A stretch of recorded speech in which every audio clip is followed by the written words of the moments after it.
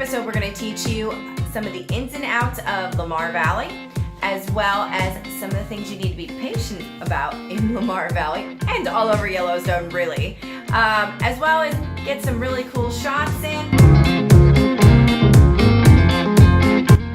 There are a lot of winding roads.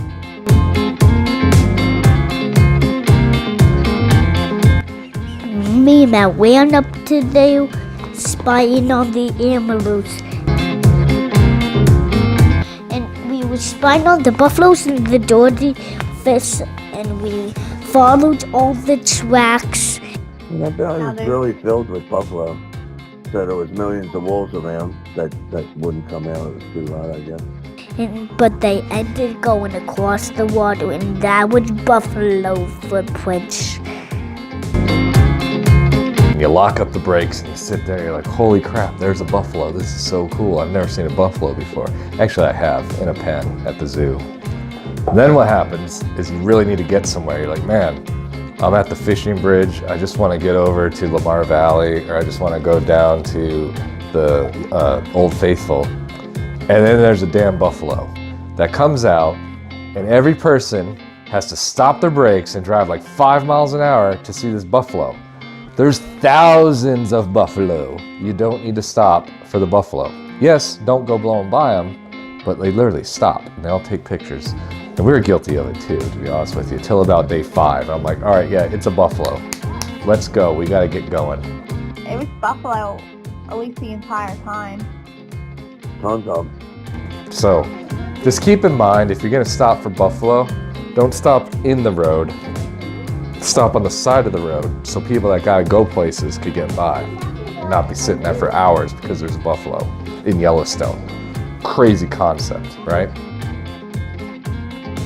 I was taking pictures of elk. Did you know that, everyone? Say no.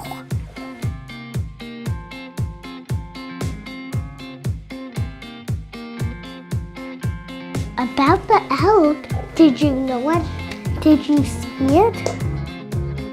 And I want to show you a technique that we have going on here. Pay close attention, because this is how most of our shots were shot on this trip. Ready? Yep. See that? That's how most of our photography was done. So live in that. Get yourself a harness so you can hang completely out of the truck at any point, because when you see things, I'm telling you, we shot buffalo this way, elk, you name it. We were hanging out of the car because you're like, oh, as you're driving by and you don't want to stop. And then once you go out the gate, there was even more bears between the east gate, the east entrance, and the place that we were staying. Off on the side of the road.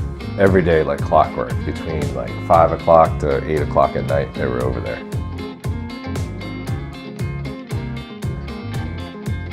On the other side of the river is bears. So like everyone was on the side of this road, pulled over looking at the bears over there.